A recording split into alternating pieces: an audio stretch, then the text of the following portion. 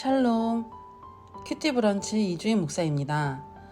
8월 5일 월요일 함께 묵상할 말씀은 열왕기하 19장 14절에서 28절까지의 말씀입니다. 아수르의 사자가 남유다 히스기야와 남유다 백성들을 조롱합니다. 그러자 히스기야는 이사야 선지자에게 사람을 보내 하나님의 말씀을 가져오게 합니다. 이사야는 편지에 하나님의 말씀을 써서 히스기야에게 보냅니다. 그 말씀의 내용은 두려워하지 말라 말씀하시는 것입니다. 한 소문을 아수르 랍사게가 듣게 하여 본국으로 돌려보내어 죽게 하겠다 하신 말씀이었습니다. 그 편지를 히스기야가 받아서 봅니다. 그러자 히스기야는 편지를 보자마자 여호와의 성전을 찾아가 기도하기 시작합니다. 14절에서 15절입니다. 히스기야가 사자의 손에서 편지를 받아보고 여호와의 성전에 올라가서 히스기야가 그 편지를 여호와 앞에 펴놓고 그 앞에서 히스기야가 기도하여 이르되 그룹들 위에 계신 이스라엘 하나님 여호와여 주는 천하 만국의 홀로 하나님이시라 주께서 천지를 만드셨나이다. 아멘. 히스기야는 이사야 선지자로부터 받은 하나님의 말씀을 하나님 앞에서 펴놓고 기도하기 시작하였습니다. 이사야 선지자가 받은 여호와의 말씀을 이제는 히스기야가 직접 하나님 앞에서 나에게 주신 말씀이 되도록 기도하기 시작하는 것입니다. 우리가 성경의 말씀을 읽어도 그것이 나의 말씀이 되려면 하나님 앞에서 말씀을 가지고 기도하는 것이 필요합니다. 누군가에게 들은 말씀이 아니라 나에게 주신 말씀, 내 마음에 새겨진 말씀이 되려면 그 말씀을 가지고 하나님 앞에서 기도하여 확신을 얻는 과정이 필요한 것입니다. 우리가 기도할 때 우리의 어려운 사정을 이야기하는 것도 중요하지만 가장 확실한 것은 여호와께서 하신 말씀을 놓고 기도하는 것입니다. 하나님의 말씀은 신실하고 믿으시기 때문입니다. 정말 하나님께서 하신 말씀이 그렇게 되기를 원한다는 마음으로 기도할 때 그 말씀이 내 안에 심겨지고 그렇게 일이 되어갈 때 하나님께서 하신 일임을 볼 수 있기 때문입니다. 우리가 들은 말씀을 유념하여 떠내려가지 않도록 하기 위해서는 말씀을 놓고 기도하는 것이 너무나 중요한 일입니다. 성경에 기록된 하나님의 말씀이 나의 말씀이 되기 위해서는 말씀을 부지런히 읽고 그 말씀을 붙들고 기도할 수 있게 되기를 소망합니다. 히스기야가 하나님 앞에서 기도한 내용을 살펴보면 매우 담대한 것을 볼 수 있습니다. 16절에서 18절입니다. 여호와여 귀를 기울여 들으소서. 여호와여 눈을 떠서 보시옵소서. 사네립이 살아계신 하나님을 비방하러 보낸 말을 들으시옵소서. 여호와여 아수르 여러 왕이 과연 여러 민족과 그들의 땅을 황폐하게 하고 또 그들의 신들을 불에 던졌사오니 이는 그들의 신이 아니요 사람의 손으로 만든 것 곧 나무와 돌뿐이므로 멸하였나이다. 아멘.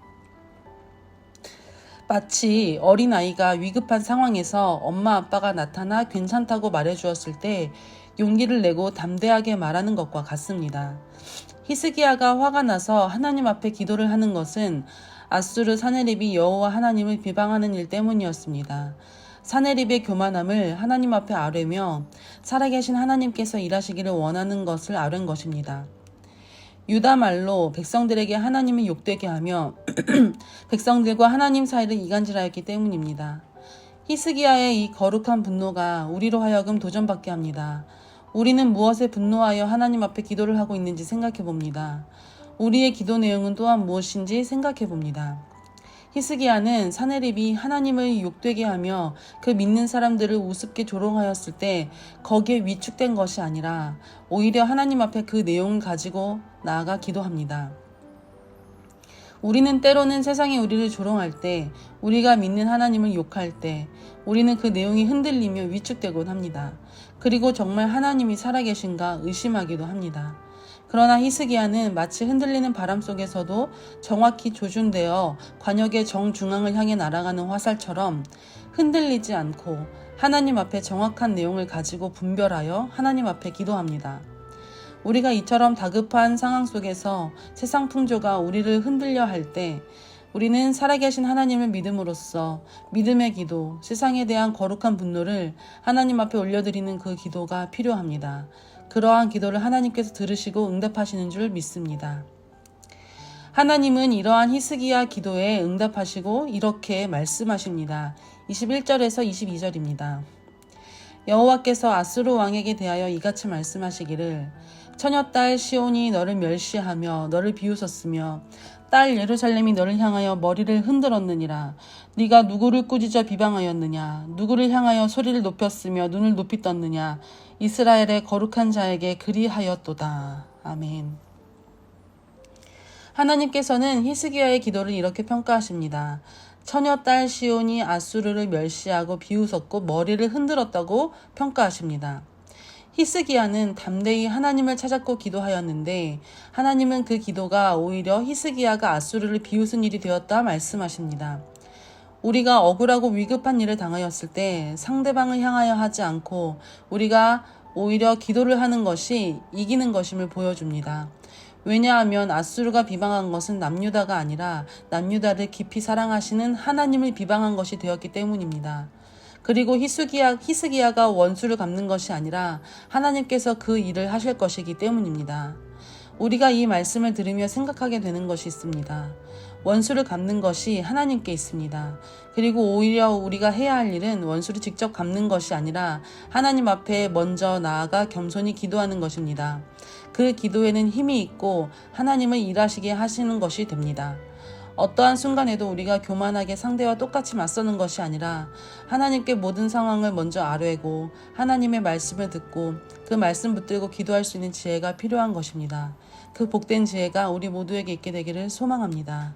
기도하겠습니다. 사랑하는 주님, 우리가 기도할 때 신실하신 주님의 말씀을 붙들고 기도합니다. 그 말씀은 영원 불변하며 신실하게 이루실 것을 믿기 때문입니다.